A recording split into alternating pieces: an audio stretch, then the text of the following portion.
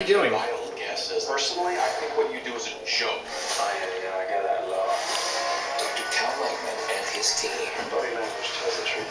Are the world's ultimate authorities. Her husband just lied to her. No, Kissy. Science of life. He's faking it. Maybe she wants kitty milk. Can know the difference. Maybe you should see if there's kitty milk in the fridge. Innocence and guilt. The question is gonna be Freedom, do you want kitty milk? why? Maybe we get her some kitty milk?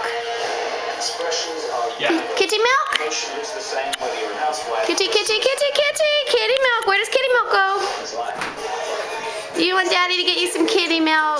Fox. Fox New Year's Eve. Robbie Knievel attempts a death-defying jump over the Kitty milk? by Dana Cook. Wow. Hey, Daddy, that's not loud. Live tonight at 11 p.m. on Fox.